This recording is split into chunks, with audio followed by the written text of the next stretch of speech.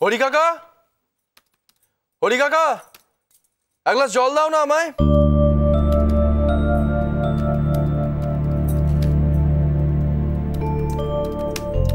নাও।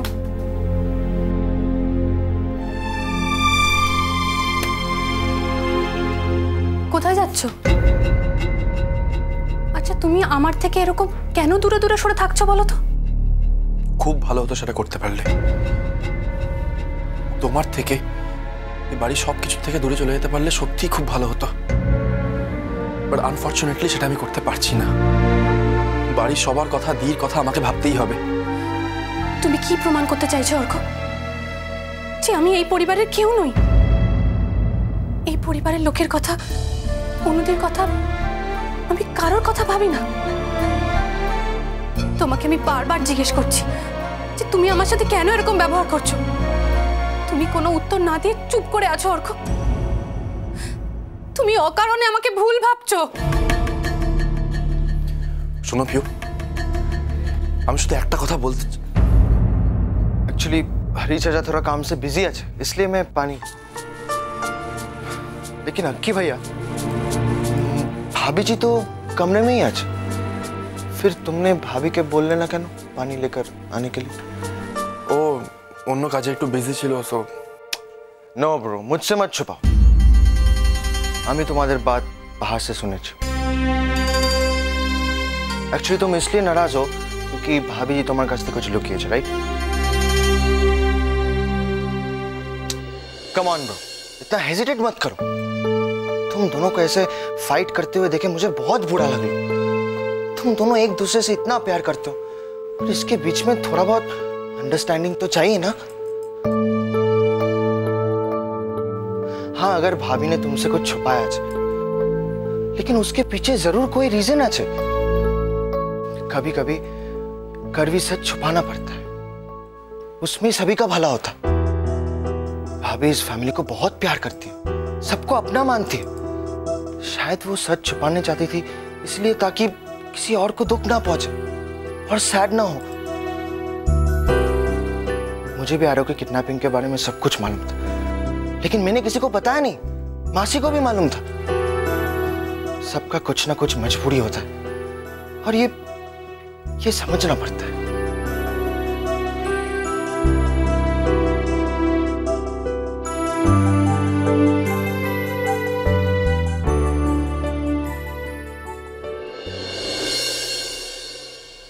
মাতারা এত বড় অপরাধের ভাগী করলে আমার।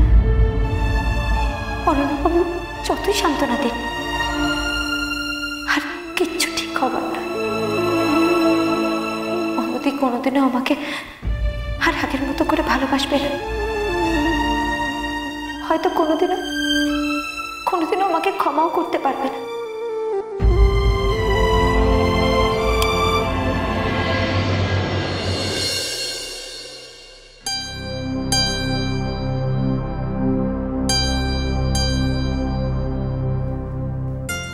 কিভাবে রুমটা অন্ধকার করে রেখেছিলে কেন?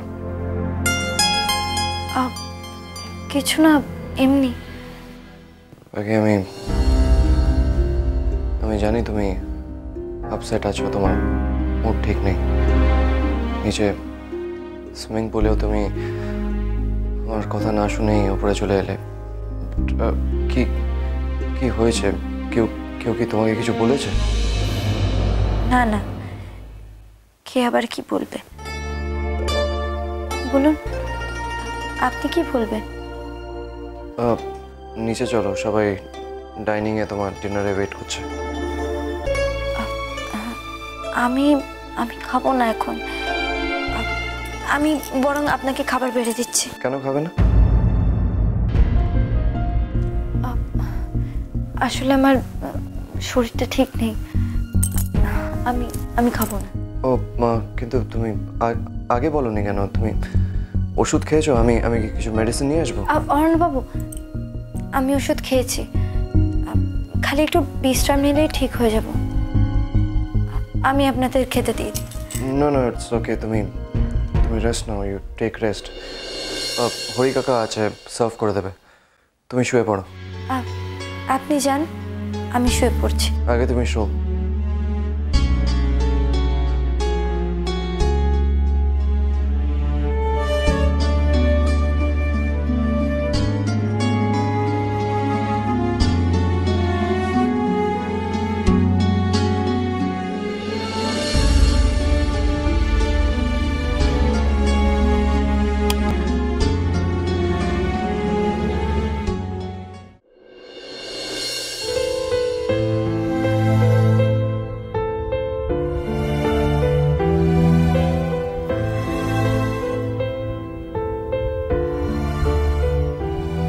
আমি কোনোদিনও ভাবিনি জানো, আমার আর তোমার সম্পর্কের মধ্যে এতটা টানাপোড়েন, এতটা দূরত্ব তৈরি হয়ে যাবে। আমি তোমার কাছে দোষী কারণ আমি পাখির দিদি, আর পাখি তোমার আর অনুদির কাছে দোষী। একবারও কি ভেবে দেখেছ পাখির সত্যি কোনো দোষ আছে কিনা?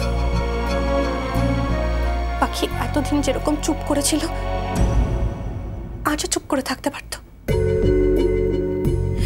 কিন্তু তাতে এই পরিবারকে আর অনুদিকে আরো বেশি করে কি ঠকতে হতো না অর্ক?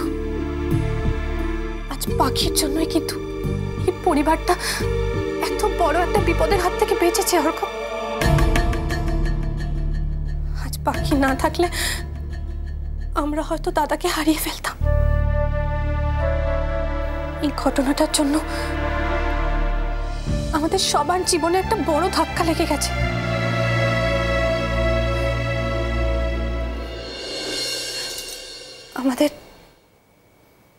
আমাদের এটা সামলে নিতেই হবে অর্ক।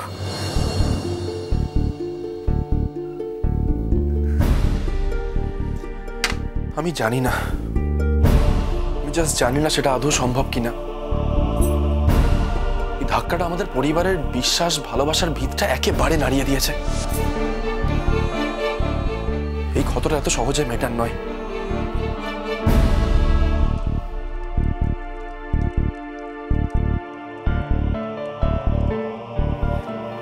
আমি জানি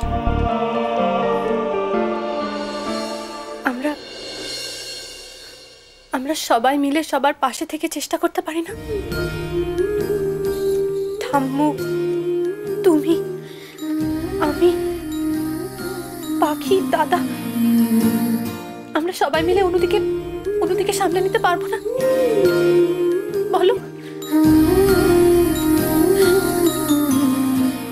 কিন্তু তুমি আমার থেকে এরকম দূরে দূরে সরে থেকো না অর্ক। তোমার কাছে আমার এই একটাই অনুরোধ।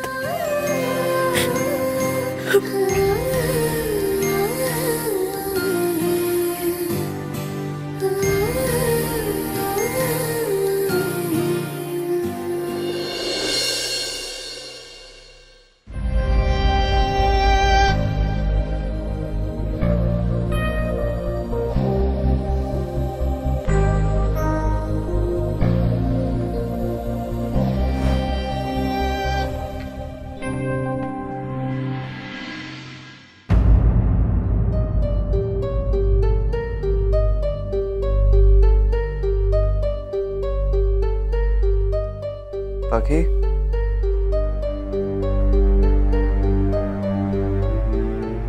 পাখি,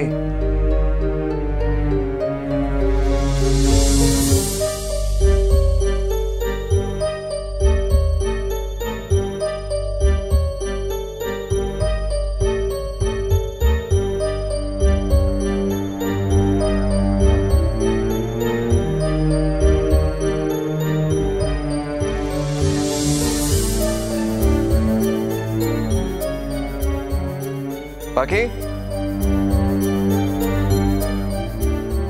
পাখি,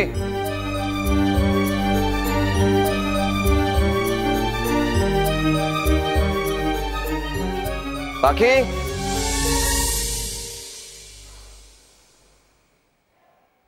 পাখি,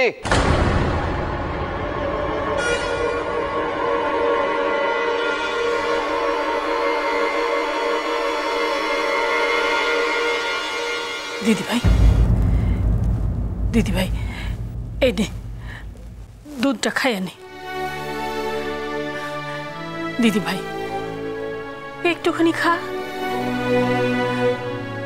দিদি ভাই লক্ষ্মী মা আমার একটু খা নে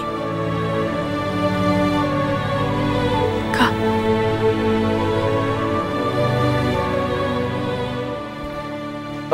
দি তুই পাখিকে দেখেছিস?